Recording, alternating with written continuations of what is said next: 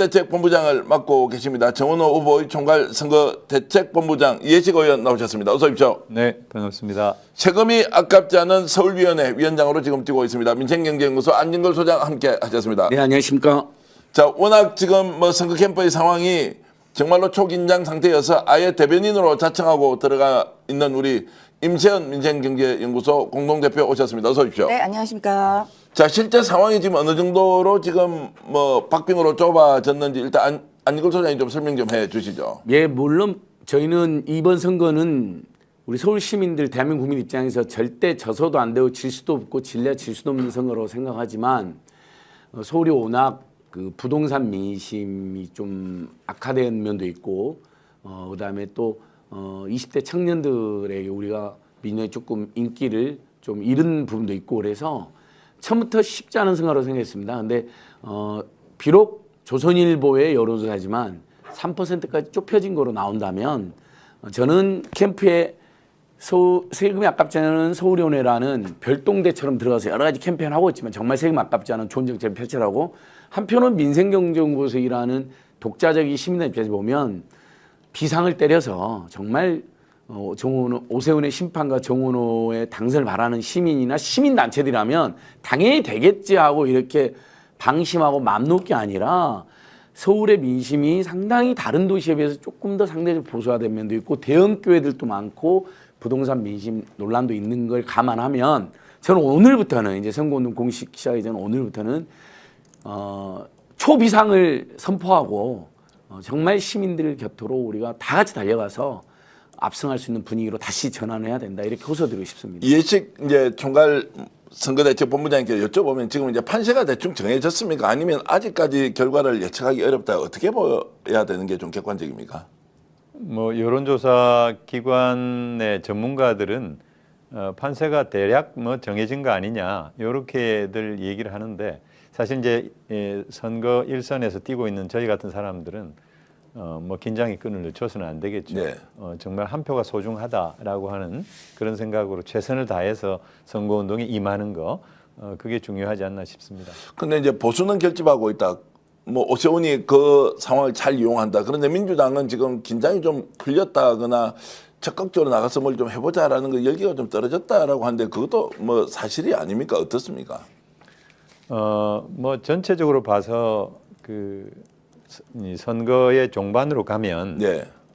이렇게 좁혀지게 마련이죠. 특히 서울 같은 경우는 사실 아주 녹록지 않은 선거 환경이기 때문에 강남 3구를 중심으로 해서 보수적인 유권자가 많이 있는 지역은 특히 이제 아주 대규모의 아파트 단지 이런 데는 투표율도 높고 거기 사는 유권자들이 거의 그 보수 성향 유권자들이 많기 때문에 거기서 결집을 하게 되면은 굉장히 위협적이고 지난 2010년 선거에서 구청장은 거의 20개 넘게 우리 민주당이 이겼지만은 한명숙 그때 당시 서울시장 후보가 졌단 말이죠. 그때 진 그 결과를 보면 강남 3구 중심으로 해서 몰표가 보수 표가 몰표가 나옴으로써 처음에 강북에서 이기다가 거의 새벽에 뒤집어졌거든요. 그래서 이제 그런 게 재현되는 게 아니냐라고 하는 어떤 불안감 네. 이런 것들은 있는데 저는 이제 그런 정도는 아니다. 이렇게는 보고 있습니다만은 그래도 끝까지 최선을 다해야 된다 이렇게 생각합니다. 지금 솔직하게 강남 쪽 분위기는 어떻습니까? 이재명 정부에 대한 이제 지지도 상당히 이제 높아져 있고 이제 2010년도 상황은 결국 22개가 이기고 3개에 네. 아예 몰표가 나와서 다 이기고 그냥 지방정부를 내줬다 이제 이렇게 됐지 않습니까? 네네. 지금 현재 강남의 분위기는 어떻습니까? 지금은 그 정도는 아니다. 그때하고는 좀 양상이 다르다. 예. 부동산도 특별히 무슨 세금 문제가 있는 것도 아니고 그리고 재개발 재건축과 관련된 이슈도 정원호 후보는 오히려 오세훈 후보보다도 더 현실적이고 더 이렇게 빠르고 안전하게 재개발 재건축을 추진하겠다라고 하는 어떤 착작 개발 예. 정책을 내놓는다든지 이런 것들로 봐서 과히 강남에서도 크게 나쁘지는 않다. 그러나 이제 여론조사 결과에서 보면 최근까지는 쭉 앞서 오다가 뒤집어진 여론조사도 있고 또 근소한 차이를 보이는 이제 그런 여론조사도 있어서 지금은 보수가 결집하는 게 확연히 느껴진다. 특히 이제 30대와 70대 중심으로 해서 결집을 하고 있다. 이건 이제 분명한 사실인 것 같습니다. 자, 그런 결집이 있으면 그러면은 이제 일종의 처방으로 그런 진단에 또 맞춤형 처방 같은 게 돼야 하는데 뭐 구조적으로 어려운 것인지 아니면 거기에서도 좀 선거대책본부에서 나름대로 방안들을 찾고 있는지 그거 좀 질문을 드리면 어떻습니까? 뭐 사실은 이제 구조적으로 어렵다고 볼 수 있죠. 왜냐하면은 30대, 20, 30대의 특히 그 남성 유권자들의 보수화 경향 이건 우리가 이제 이미 아는 것이고 또 70대 이상의 그 노령층은 보수적인 유권자들이 많기 때문에 이쪽 세대에서 결집을 하고 있다라고 하는 것은 그만큼 우리한테는 좀 불리한 양상으로 전개된다라고 하는 걸 의미하는 거니까요. 그래서 30대를 겨냥한 정책 또 70대를 겨냥한 정책 뭐 이렇게 해서 뭔가 이렇게 맞춤형 처방으로 나가는 게 물론 하나의 대안이 되겠습니다만 그렇다고 해서 꼭 그렇게만 선거 캠페인을 가져가는 거 이게 또 온당한 방법이냐. 예를 들면 강남 유권자들의 어떤 마음을 사기 위해서 예를 들면 세제 감면 같은 경우를 너무 과도하게 이렇게 공약을 건다든지 하는 것은 옳지는 않죠. 다만 최근에 그 우리 정원호 후보가 소득 없는 1주택자의 재산세를 감면하겠다. 그 감면의 범위는 전년도와 똑같이 하겠다. 동결시킴으로써 최근에 공시가가 18.6% 올랐는데 공시가 18.6%에 오른 것에 따른 재산세 상승분에 대해서 소득 없는 1주택자에 한해서 감면해 주겠다라고 이제 얘기를 했는데 이것은 사실은 세금 감면 이슈라기보다는 우리 입장에서는 지금 전쟁 상황 중이고 유가가 오르고 유가가 오르는 데 따라서 물가도 오르고 그러나 소득이 없는 집 한 채 정도 갖고 있는 사람들이 소득은 일정한데 물가가 오르고 용처는 늘어나니까 이 생활고를 덜어주기 위한 하나의 방도로서 민생대책으로 제기한 거란 말이죠. 그러면서 2탄으로 제기한 게 지역화폐를 2조 5천억을 발행을 하겠다. 그러니까 지역화폐는 뭐 코로나 때나 또 이재명 대통령께서 항상 강조했고 성남시에서부터 사용해오던 지역화폐 정책이라고 하는 것은 특히 경기가 안 좋을 때는 굉장히 큰 효과를 나타낸다는 것을 우리는 이미 알고 있단 말이죠. 그런 차원에서 오세훈이 뭐 2,500억 정도밖에 안 되는데 이것을 2조 5천억 정도로 늘리겠다라고 파격적인 공약을 제시하면서 경기를 활성화시키고 이런 민생 대책을 내놓았단 말이죠. 이제 이것은 결국 이걸 하나의 어떤 특정한 세대에 한정되는 공약이 아니라 그야말로 전 세대에 걸쳐서 어떤 효능감을 발휘할 수 있는 그런 정책을 내세움으로써 그러므로 전체적인 선거 분위기를 민주당 주도로 이렇게 끌고 가는 이제 그런 어떤 선거 전략을 통해서 30대 혹은 70대도 역시 그 분위기에 이렇게 우리가 견인할 수 있도록 하는 이제 그런 어떤 정책이 될 수 있고요. 그리고 우리 정은호 후보가 어제 서울시청 앞에서 발표한 그 청년 공약은 이 30대를 사실은 겨냥한 이제 그런 공약입니다. 30대 청년들에 대한 주거 정책을 따로 별도로 발표를 했거든요. 그리고 파격적인 어떤 전세 바우처라든가 월세 바우처라든가 이런 걸 통해서 지금 전월세 난을 겪고 있는 청년 세대들에게 고통을 덜어주겠다라고 하는 확실한 메시지를 줌으로써 우리 세대를 위한 확실한 정책도 있네. 이제 이런 어떤 사인을 또 준 것이죠. 이제 그런 면에서 저희 선대위에서 우리 그 정은호 후보가 내세우고 있는 그런 어떤 그 메시지 이런 것들은 상당히 그 선거 지금 현재 판세를 염두에 둔 이제 그런 어떤 공약이다 이렇게 보시면 될 것 같습니다. 현장에서 느끼기로는 2조 5천억 정도 지역화폐 실제 그러면 한 2,500억 정도의 이제 재원이 있어야 됩니다. 맞습니다. 예, 할인율이 10% 거의 10%니까 그 정도의 재정 여력은 서울시에 크게 문제가 없는 겁니다. 크게 문제가 없습니다. 크게 문제 없습니다. 박원순 시장 때 우리 자치구의 재정을 늘려주기 위해서 3천억 이상의 자율 재정을 내려보내줬거든요. 그러니까 그리고 이게 매칭을 한 7대3 정도로 서울시가 70%, 자치구가 30% 정도로 매칭을 하고 그리고 지금 현재 잡혀 있는 예산도 있습니다. 2,500억 정도 있기 때문에 적어도 2조 2,500억 정도 발행하는 거니까 2,250억 정도의 예산이면 뭐 충분합니다.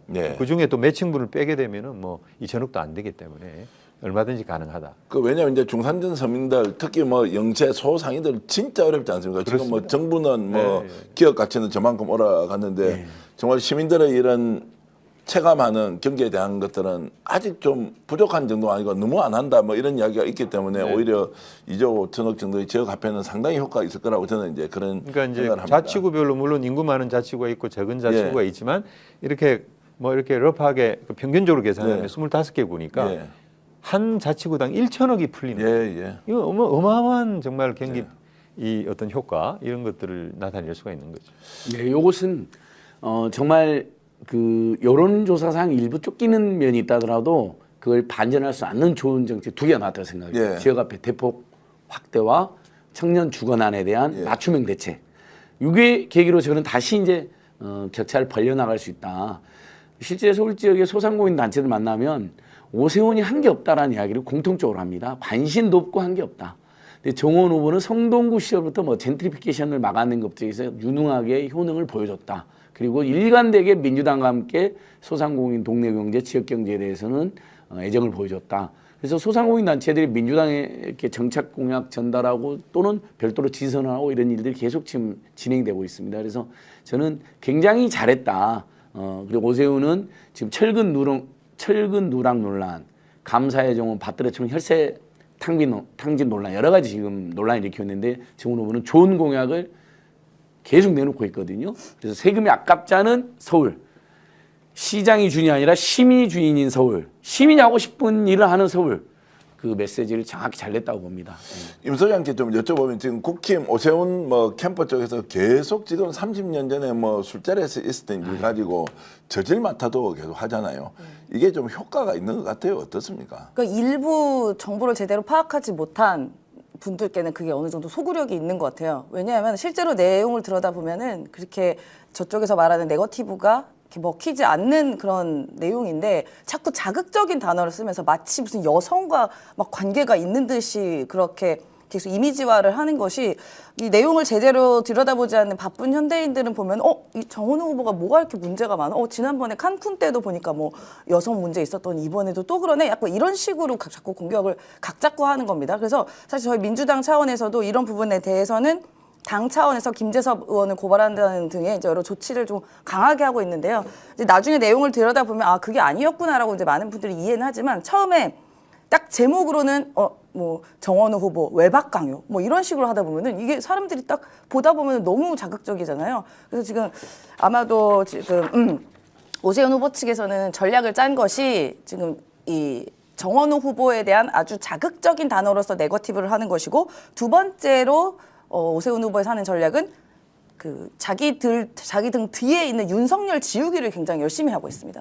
실제로 대통령 지지율이 지금 전국 단위로도 굉장히 높고 사실 서울 지역에서도 60% 이상으로 대통령 국정운영 지지율이 높은데도 불구하고 지금 저렇게 오세훈 후보 쪽으로 일부가 가는 이유는 저는 이런 게 좀 일부 통했다고 보는 것이요.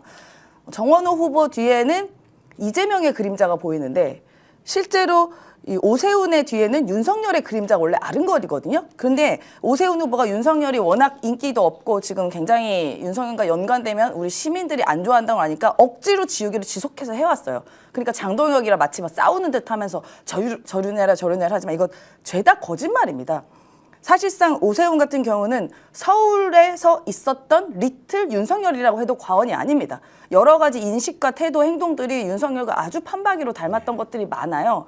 일단 뭐 그동안에 있었던 내란 관련해서도 공수처 뭐 수사하는 거 손 떼라 뭐 이런 식의 SNS로 이야기를 하기도 하고 대통령 체포는 사냥이다 뭐 이런 식으로 해서 사실상 윤석열을 동조하기도 하고 뭐 체포영장 집행 중단 공동 성명도 내는 등 윤석열의 내란을 부정하고 윤석열을 도와주는 여러 행동들이 있었거든요.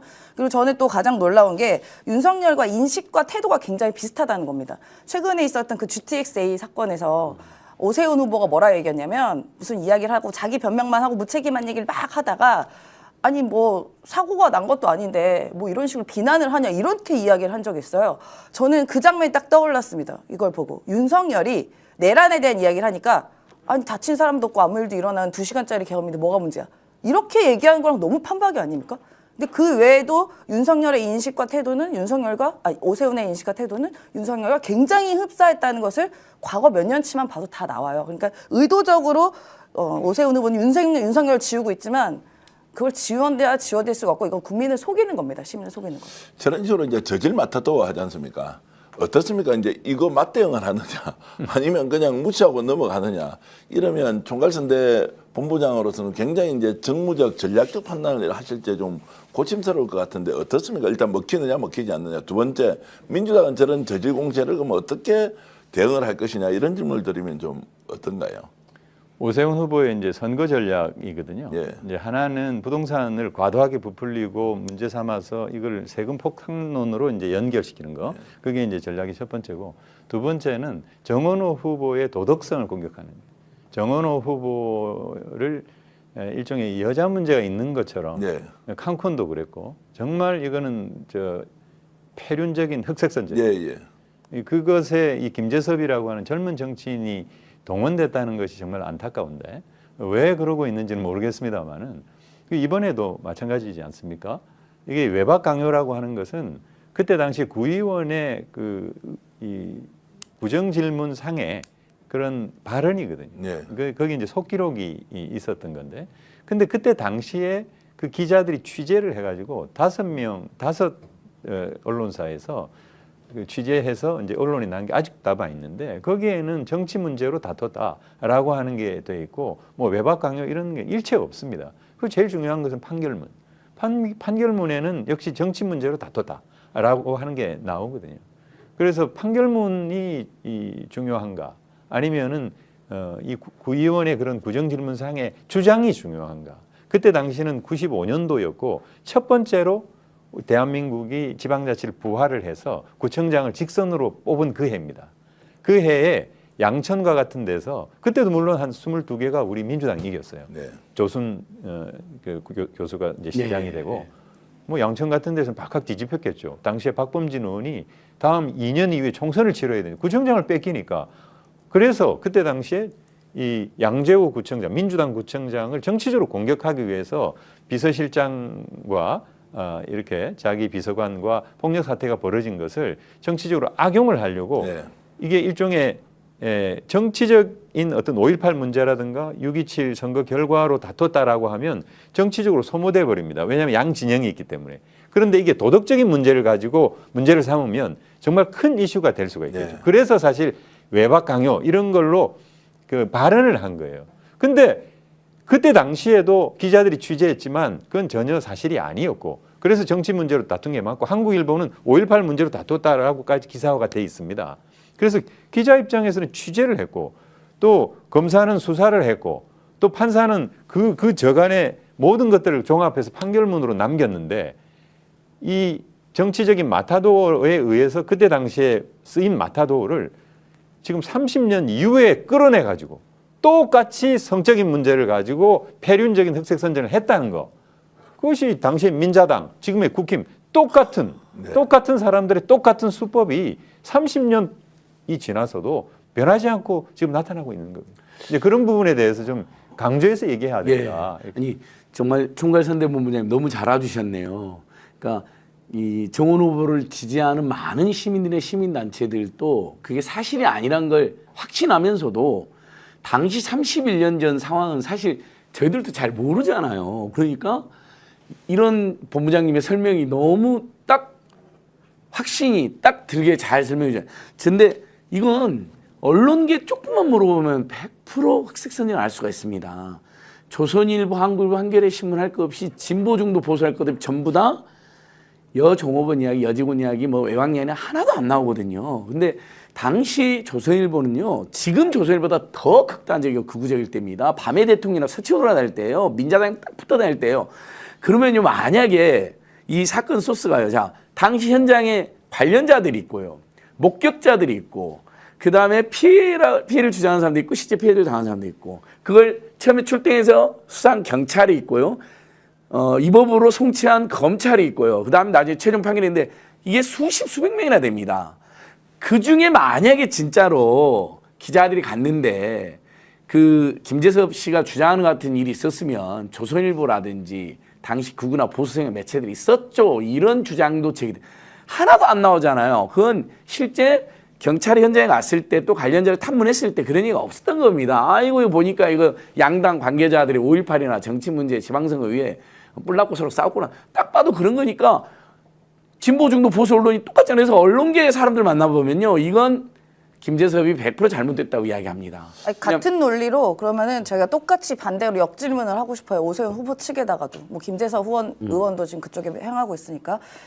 그러면 아까 우리 의원님 이해식 의원님 말씀하신 것처럼 판결문이라는 게 있잖아요. 그 당연히 판결문 안에는 뭐 저쪽에서 제시한 의혹이라던가 그 모 구의원이 구의회에서 질의한 내용 이런 거 전혀 안 담겨 있습니다. 그 내용에는. 그러면 같은 논리로 제가 질문하면 오세훈 씨 관련해서 명태균 씨가 2025년 10월에 국회에서 한 내용이 속기록에 다 있습니다. 그때 뭐라고 했냐, 오세훈에게. 오세훈이가 울면서 여론조사 부탁해가지고 내가 어쩔 수 없이 해줬다고.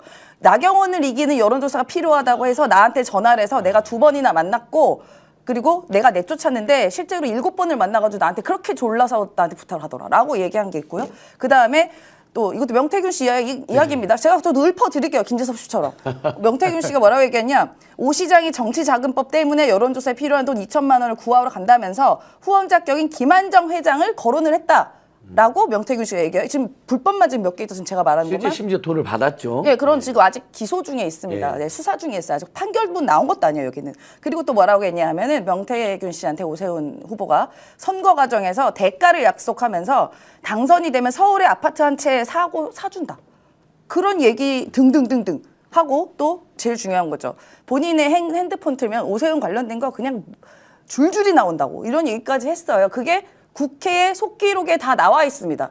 제가 지금 다 읊은 거예요. 그러면은 속기록대로, 똑같은 논리면 예. 저도 속기를 읊었으니까 이대로 오세훈 후보도 그대로 의혹과 뭐 어떻게 보면 의심 그렇게 만들어도 되겠네요.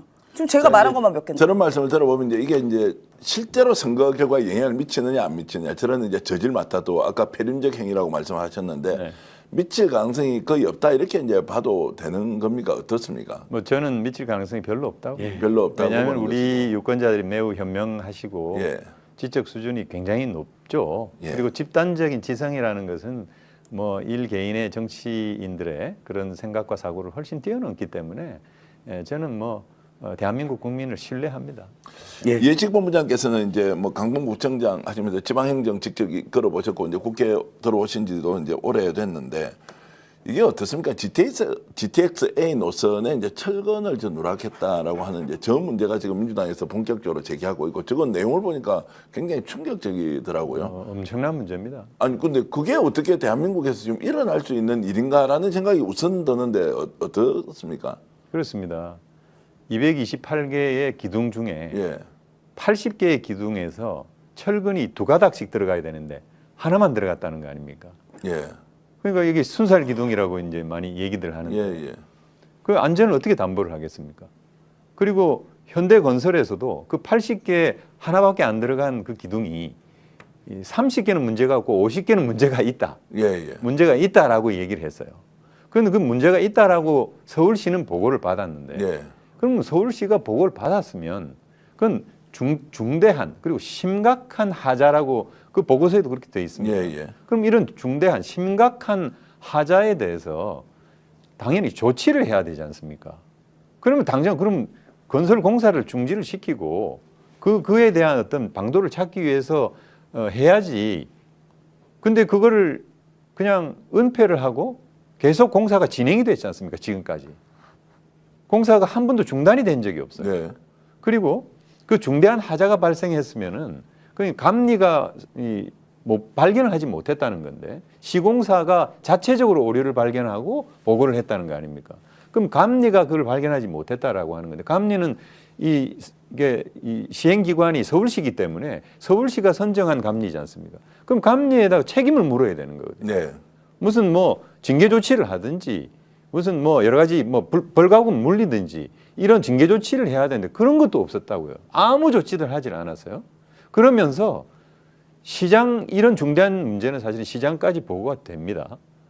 저는 구청장을 또 10년 동안 한 사람이기 때문에 아무리 전결이 과장 단위에서 이루어지고 국장 단위에서 이루어지고 또 부구청장 단위에서 전결이 이루어진다 하더라도 그 사항들은 다 구청장한테 구두로라도 보고가 됩니다. 특히 안전 문제와 관련해서는 경미한 것도 특히 세월호 참사를 우리 예, 대한민국이 거치면서 안전과 관련된 문제는 직보하게 돼 있어요, 사실. 근데 이 80개 기둥에 철근이 하나밖에 안 들어간 문제를 서울시장이 몰랐다? 언론 보고 알았다? 자, 그러면 이제 말이 안 되는 거예요, 그 그게. 대목에서 혹시 오세훈 시장이 내년 선거해야 되니까 야 이거 내가 모른 척 하겠다. 정말로 그랬을 수 있다고 이렇게 의심을 하십니까? 당연히 그랬다라고 저는 뭐 제 개인적으로 그렇게 확신합니다. 이게 물론 그것이 실체적 진실인지 아닌지는 수사를 통해서 뭐 예. 하거나 따져봐야 되겠죠. 그렇지만은 묘하게도 4월 27일 날 그만두고 나갔지 않습니까? 예. 직무정지하고 나갔잖아요. 선거운동하기 예. 위해서. 근데 4월 29일 날 국토부에 보고했단 말이에요. 이틀 뒤에. 예.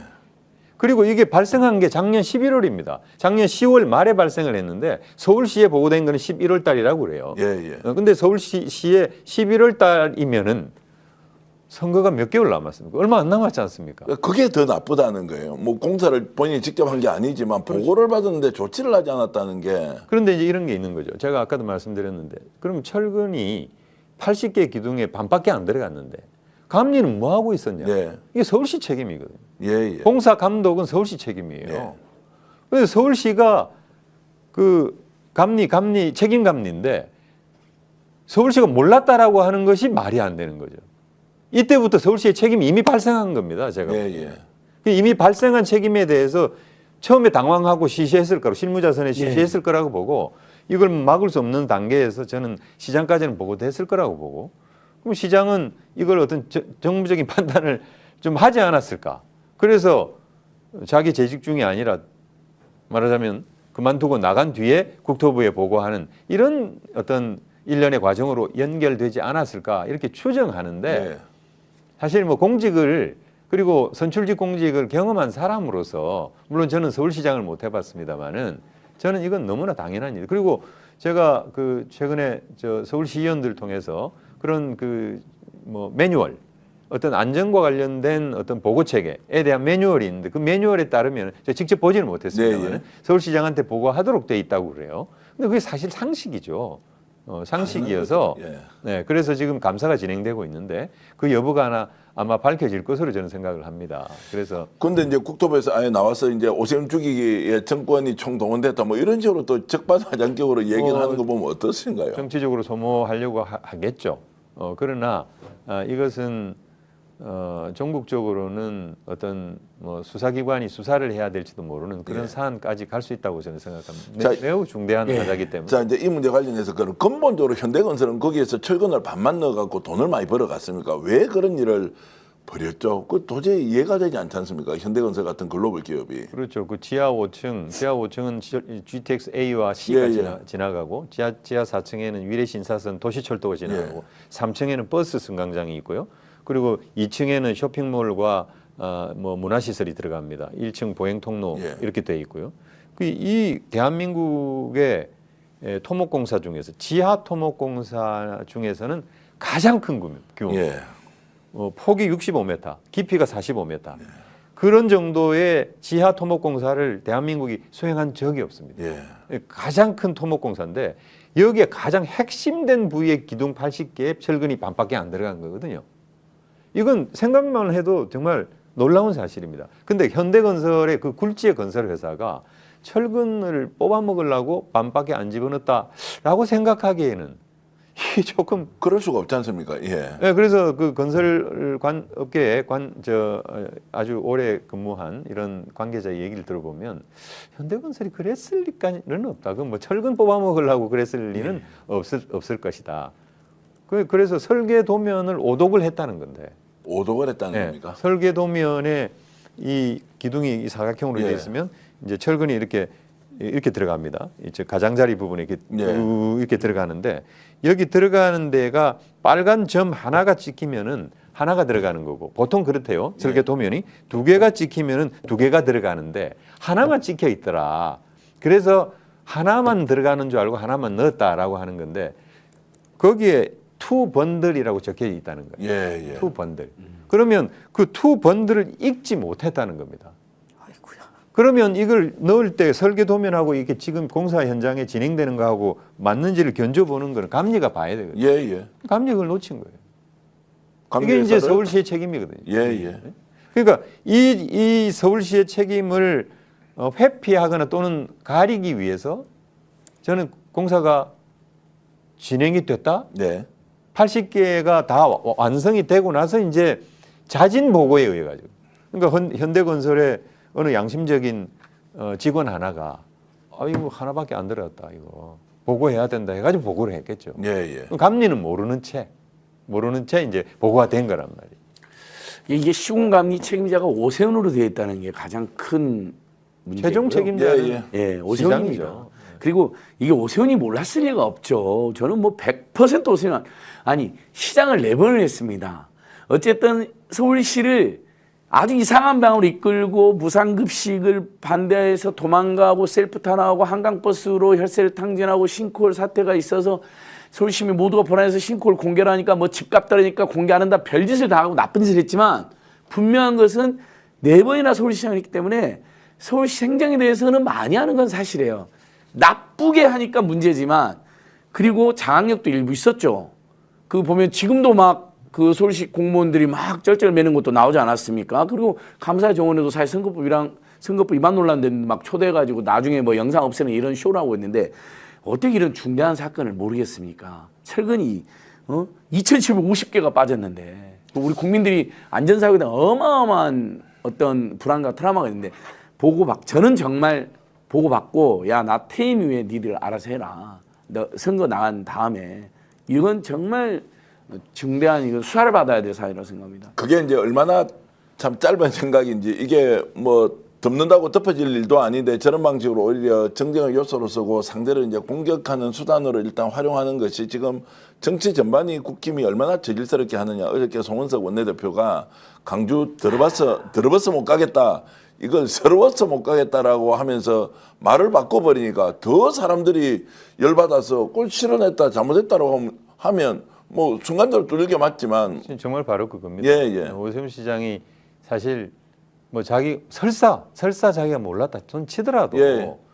자기가 책임자였으니까 이런 사태가 벌어진 데 대해서 미안하다 사과한다 이런 정도로 얘기를 하고 시작했어야죠. 예, 예. 근데 뭐 사고 난 것도 아닌데 뭐 이렇게 얘기하는 게 정말 우리 임세현 대변인께서 말씀하셨듯이 윤석열하고 똑같은 거 아닙니까? 참 정말 리틀 윤석열이 긴급 성명도 내셨던데 예, 예. 예. 고맙습니다. 자, 그래서 시민의 이제- 한 사람으로서 자, 그래서 이제 이 문제는 어쨌든 시민들한테 적극적으로 알리면 오세훈이 어떤 정치인인지 시장으로서 어떻게 책임을 지금 다하고 있는지에 대해서 이제 판단은 결국 유권자들이 할 것이라고 보고요. 정원호 후보가 지금 하고 있는 여러 가지 이제 캠페인이 좀 잘 알려지지 않고 있다. 또 인물 대결로 가니까 오세훈, 정원호, 약간 오세훈이 좀 대중성 또는 인지도가 더 높기 때문에 정원호 후보가 부각이 안 된다라고 이렇게 걱정하시는 분들이 많이 있는데 어쨌든 보름 남았습니다. 지금 이제 정원호 후보를 어떻게 우리의 서울시장으로 만들 것이냐 이런 부분에 대해서 방향을 좀 설명해 주시면 좋겠습니다.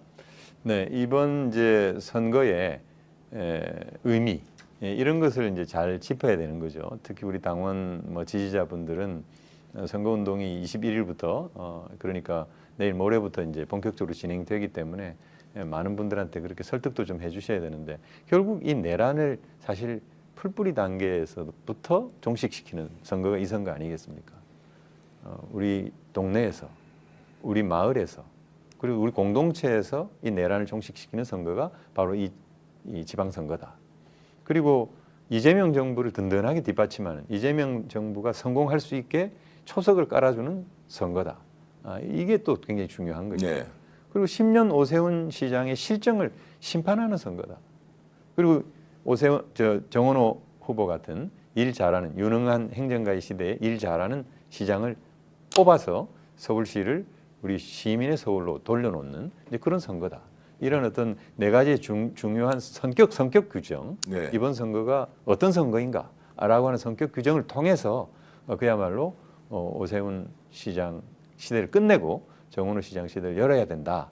뭐 이렇게 말씀드릴 수가 있겠고요. 그리고 보통 이제 공식적인 선거 운동에 돌입할 때 그때 당시의 판세가 어떠냐에 따라 가지고 이제 끝까지 공식 선거운동 13일 동안 끝까지 갈 가능성이 크다 이렇게 얘기합니다. 왜냐하면 앞선 대부분의 선거에서 거의 대부분 거의 뭐 100% 가까이 모든 선거에서 공식 선거운동 시작하기 직전의 판세가 끝까지 갔거든요.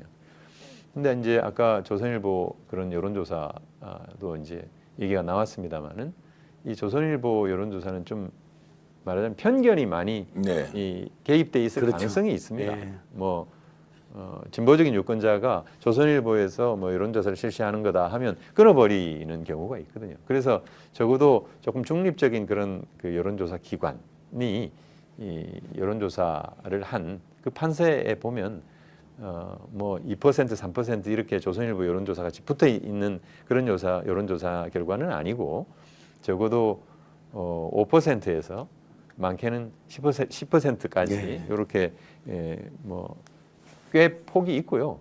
그리고 더 중요한 것은 적극 투표층을 봐야 됩니다. 네, 예.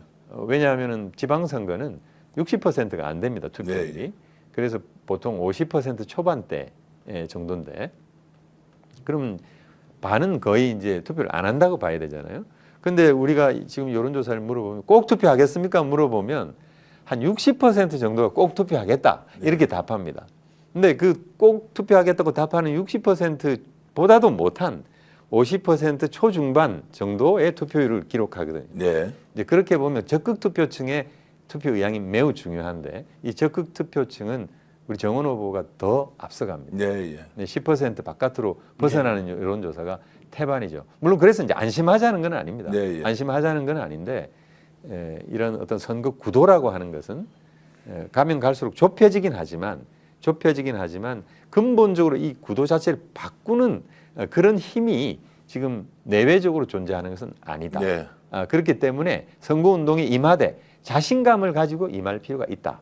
저는 이제 그렇게 생각을 하고요. 그런 자신감 속에서 우리 이 당 지지자, 그 후보 다 이렇게 혼연일체가 되면 뭐 중도적인 유권자 이런 분들을 좀 많이 이렇게 끌어당기면서 견인하면서 결국 승리로 이렇게 승리를 일궈낼 수 있다. 뭐 이런 판단을 하고 있습니다. 작년 대선에서 실제로 이재명 대통령이 훨씬 더 많은 격차로 이길 것이라고 하고 막 저희들은 뭐 심하게 얘기하면 뭐 6대4 정도까지 갈 것 아니냐 뭐 이런 마음으로 사실 선거를 했지 않습니까?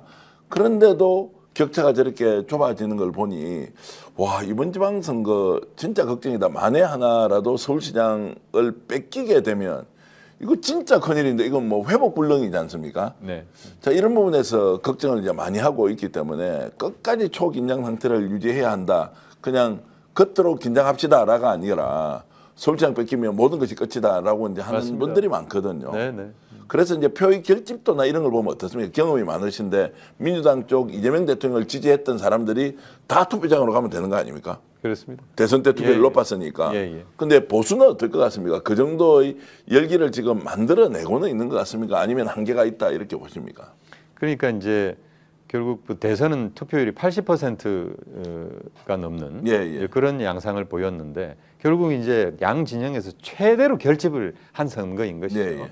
근데 이 지방선거는 여당이 이 집권하고 나서 2년 안에 치르면은 여당의 결집도가 더 강합니다. 아, 근데 2년 바깥에서 치르면 야당의 결집도가 더 강합니다. 왜냐하면 심판선거가 되기 때문이에요. 예. 이 2년 안에 들어오면은 여당을 밀어줘야 된다라고 하는 그런 그 결집도가 더 강하기 때문에 지금은 우리가 1년 정도 이재명 정부가 들어서 이제 1년 정도에 치르는 선거이기 때문에 당연히 여당을 밀어줘야 된다라고 하는 결집도가 더 강하죠. 예, 예. 그렇기 때문에 전체적인 어떤 제가 말씀드린 구도 이게 변하지 않았다라고 하는 얘기는 이런 어떤 이재명 정부를 뒷받침해야 된다라고 하는 유권자의 어떤 태도, 마음가짐 이런 것은 변하지 않았고 또 그런 것이 정원호 후보를 통해서 지금 나타나고 있는 거다. 예. 다만 서울은 다른 지역과 다르게 매우 녹록지 않은 지역이기 때문에 네. 특히 한강 벨트 또 강남권 이런 데서 사실 경쟁력이 있는 우리 정원호 후보를 냈잖아요. 예, 예. 근데 그 이유도 우리 당원들이 박주민, 전현희 뭐 이런 기라성 같은 우리 당의 중진 의원들이 있음에도 불구하고 정원호를 끝까지 고집한 이유는 결국 그걸 아는 거죠. 한강벨트, 강남권에서 그래도 경쟁력이 있는 사람이 나가야 이길 수 있다라고 하는 어떤 판단 이런 게 작용했다라고 저는 생각을 합니다. 그래서 이 후보의 강점을 최대한 밀고 나가서 우리 유권자들의 우리 이재명 대통령을 든든하게 뒷받침해야 된다라고 생각하는 유권자들의 어떤 결집도를 최대한 이끌어내는 거. 네. 이제 그것이 우리의 과제다. 이렇게. 예. 아유, 정말 우리 본부장님께서 정말 설득 있게 말씀해 주시니까 이제 여기서는 시민의 한 사람, 시민단체로 안심이 됩니다. 근데 다만 저는 계속해서 시민사회단체 분들이 오세훈에 대한 분노가 어마어마하게 크거든요. 그렇죠. 만나면 막 바로 욕부터 시작해요. 너무나 많은 민주주의자 민생과 가버넌스 구조와 NGO, 뭐 사회적 경제, 뭐 환경 이슈 다 파괴해버렸거든요. 네번 하면서 최근에 특히 윤석열 정권에서 완전히 사실상 최근에 윤석열 내란에 마치 자기가 비판적인 거 바로 직전까지는 완전히 윤석열을 붙어먹어가지고 그런 짓을 했어요. 근데 제가 오늘 이제 호소드리고 싶은 이유는 뭐냐면 이분들마저도 정원 후보가 되겠지 하면서 좀 마음을 놓고 있었던 면이 있어요. 그래서 저는 조선일보 여론조사가 상당히 조선일보가 장난칠 수도 있다고 생각합니다. 명태균처럼 이게 질문지 조금만 잘못 설계해도 이상이 나오잖아요.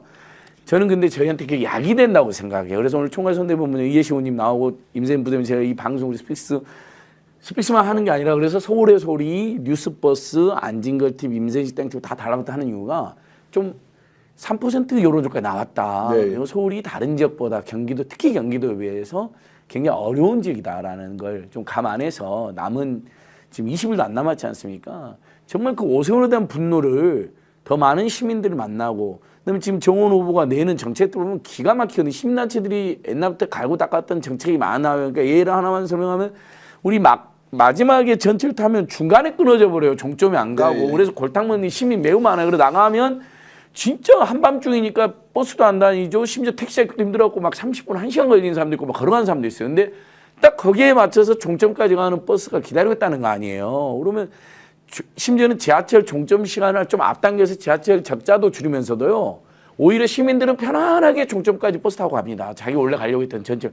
이런 정책을 발표했거든요. 근데 우리 임세현 대변인도 나오시고 의원님 나오시니까 좀 저는 정원호의 세금이 아깝지 않는 정책 시리즈 지금 30개까지 나왔는데 이런 것들을 대대적으로 좀 현수막도 걸고 제가 강동 구미니까 구청 우리 의원님은 걸었더라고요. 그냥 해드림 센터도 걸으셨잖아요. 민주당 그 생활공약 어르신들 정말 생활 속에 어려운 일 발생할 때 수리 같은 거 지원해주는 그런 걸 좀 대대적으로 남은 한 이제 한 15일, 16일 집중하면 시민들께서 아직 중간층들도 계실 거예요. 근데 아이고 이런 정책들 공약들 오세훈이는 내보낸 적이 없거든요. 저는 그것만으로도 큰 반향이 있을 거라고 봅니다. 자, 서울시장 정원호 후보 캠프에 이제 총괄선거 대책본부장이신 이해식 본부장님의 말씀을 들으니까 이런 생각이 좀 드네요. 저는 진짜 걱정을 많이 하는 쪽인데 나만 좀 열심히 하면 맞습니다. 결과 좋겠구나. 맞습니다. 네, 바로 그겁니다. 저는 제가 이제 혹시라도 이게 판이 뒤집어지면 걱정인데 우리 다 막 어깨동무 해가지고 죽기 살기로 하자 이런 것보다는 내가 내 할 일 열심히 하면 된다. 네네. 이런 생각이 좀 들어서 그러면 더 집단적으로 좀 안 해도 되겠다 한편 드는 생각이 좀 있고 그리고 좀 임 소장님 보시기에 지금 언론의 환경이 이재명 정부가 들어섰지만 우호적으로 이재명 정부 잘한다.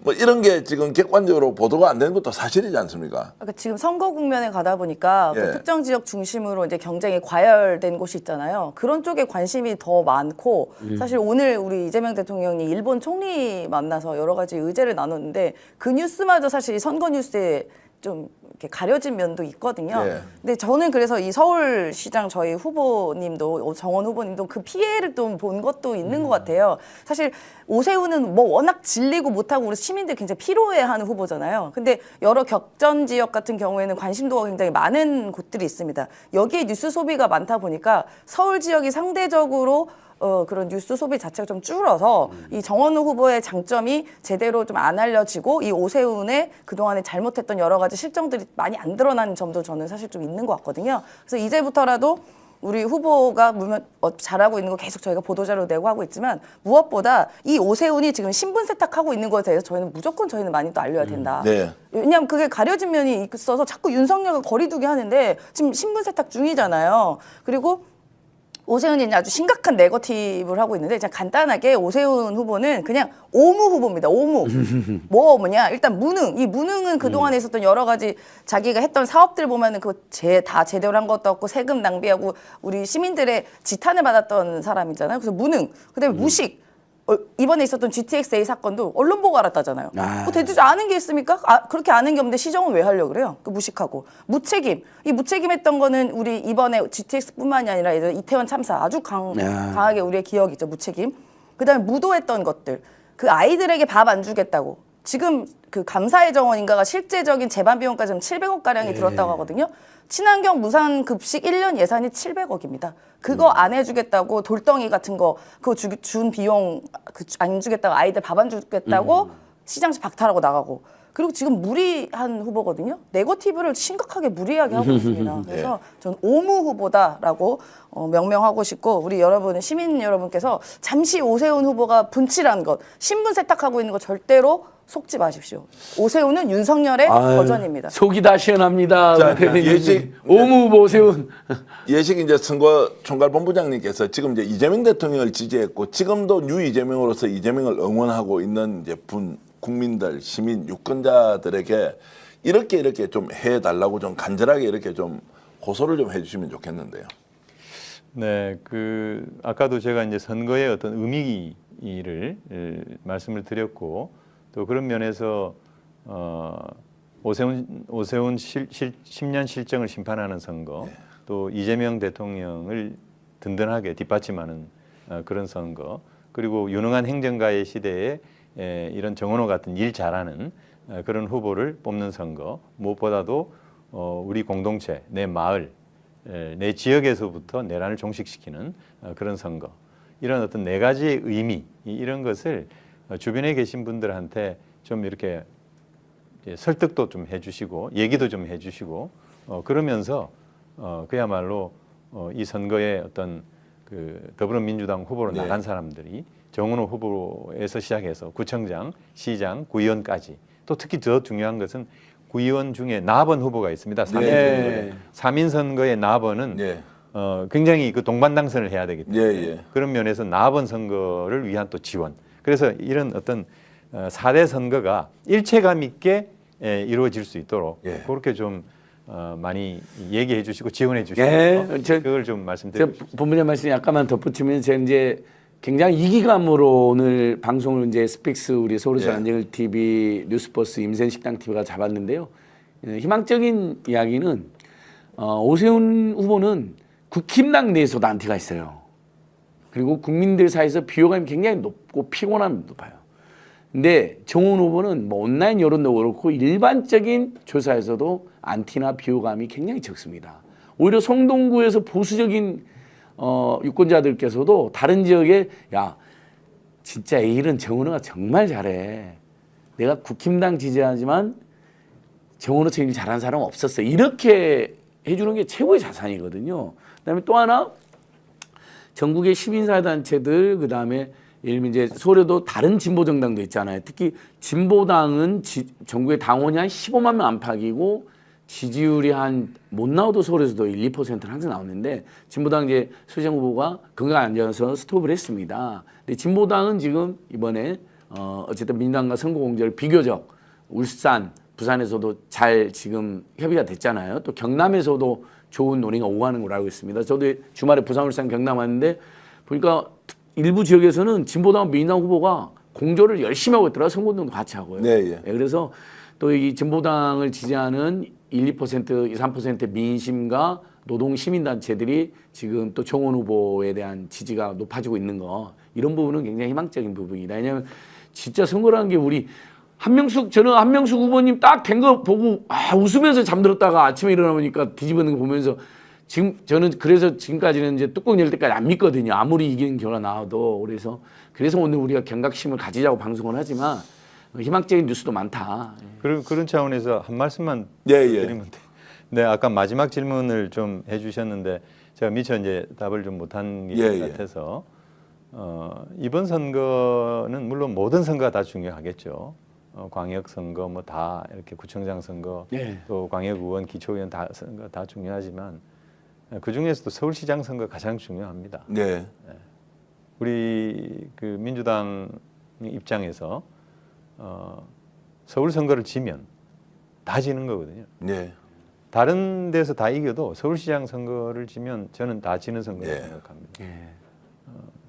오세훈이라는 후보가 가지고 있는 그 범보수 세력에 있어서의 어떤 위치 이런 걸 생각한다면 만일에 서울시장 선거에서 지면 범민주 진영에 상당한 위기가 올 수밖에 없고 또 이재명 정부도 어떤 면에서는 상당히 그 심각한 그런 상황에 맞닥뜨릴 수 있다 이렇게 보여지기 때문에 사실 서울 선거에 저희 국회의원들이 다 달라붙어서 이렇게 선대본을 차리고 심혈을 기울이고 있는 그 이유도 사실 모든 선거 중에 이 서울시장 선거가 가장 중요한 선거이기 때문에 그래서 지금 혼신의 노력을 다하고 있는 것이거든요. 그런 면에서 특히 이 서울 선거를 치게 되면 저는 뒤로 돌아갈 가능성이 있다. 네. 예. 이재명 정부의 어떤 정권 재창출이라고 하는 차원에서도 굉장히 빨간불이 켜지는 그런 결정적 어떤 패착이 될 수가 있는 것이기 때문에 우리가 내란을 극복하고 이재명 정부를 만들었지 않습니까? 근데 그런 면에서 보면 이재명 정부가 잘 갈 수 있도록 뒷받침하는 것이 지금 단계에서는 사실 어떤 정파를 떠나서 어떤 면에서는 가장 중요한 어떤 역사적인 어떤 과비일 수 있는데 이제 그런 차원에서 이 선거를 좀 바라봐 주시고 서울시 유권자 분들이 정말 이재명 정부가 성공할 수 있는 정부가 될 수 있도록 이번 서울시장 선거를 정말 승리로 이끌어 주십사 하는 그런 간절한 말씀을 좀 드리고 싶습니다. 오늘 인터뷰 또 이렇게 긴급 편성 방송을 하면서 이해식 총괄 선대본부장을 누가 추천을 해서 되셨는지 제가 순간적으로 드는 생각이 선거 막바지에 이렇게 낮고 겸손한 마음으로 절박하게 유권자들에게 진심을 담아서 호소하는 것만큼 가치 있는 선거운동이 있겠느냐. 맞습니다. 이 생각이 사실 들어서 나는 좀 더 잘해야 되겠다는 생각을 제가 하게 우리 정원호 됩니다. 캠프의 정말 기둥 중의 기둥이시고요. 네, 그런 예, 이재명 대통령께서도 대표 시절에도 우리 이해식 의원님을 엄청 크게 중용하셨잖아요. 네.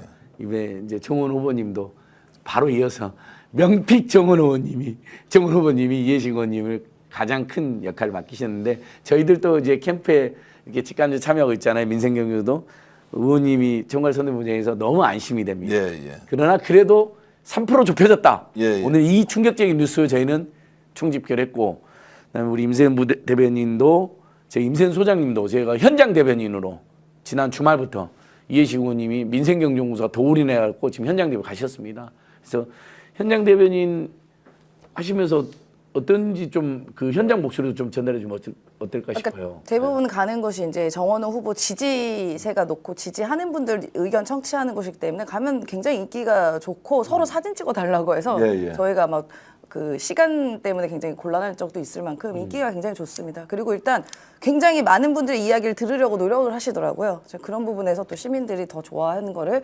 체감하고 있습니다. 작년 6월 3일이었습니다. 대통령 선거였죠. 이재명 후보에게 저는 표를 찍고요. 바로 투표함에 넣지 않았습니다. 그 표를 들고 후후 불었습니다. 혹시라도 이 도장이 번질까 싶었어요. 제가 근데 그 이야기를 하고 나니까 그렇게 한 사람이 저뿐만 아니라 수없이 많은 사람이 혹시 내가 찍었던 표가 진짜 사표가 될까 싶어서. 그런데 이번 지방선거가 6월 3일입니다. 꼭 1년 만에 이재명 대통령을 우리가 만들었던 그 마음으로 지난 1년 동안 이재명 대통령을 평가해서 표를 찍는 것이 아니라 이재명 정부가 앞으로 4년 동안 어떻게 가야 하는지 미래의 청사진을 갖고 있는 거기에 대한 걸로 우리가 투표를 해야 하는 것 아니냐. 대통령에 대한 평가가 아니라 지금부터 대한민국을 대전환, 대도약을 시키겠다고 하는 것.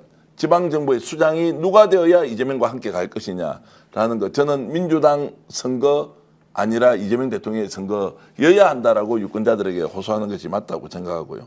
서울 정원호 후보, 부산 전재수 후보, 대구의 김부겸 후보, 그리고 경남의 김경수 후보, 울산의 김상욱 후보가 반드시 이재명 대통령과 함께 일할 기회를 유권자 여러분들이 만들어 주십사. 그리고 이재명 대통령을 찍었던 분들만 다 나갑시다. 그리고 내가 노력했던 그만큼 정말로 절절하고 간절했던 그 작년 6월 3일을 기억하면 이번 선거 국민들이 원하는 나라를 이재명 대통령과 함께 만들 수 있다. 이런 말씀을 좀 드리면서 오늘 예식 본부장님 진심으로 제가 감사의 말씀드립니다. 한 말씀만 더 드리겠습니다. 고맙습니다. 예. 대표님 한 말씀만. 예. 우리 이식 총괄 본부장님께서 선거 초기에 저희들한테 연락을 주셔서 시민사회단체도 캠프에서 정말 시민들에 대한 좋은 정책을 많이 제안해달라 네. 하면서 제안해 주신 게 이 세금이 아깝지 않은 서울위원회거든요.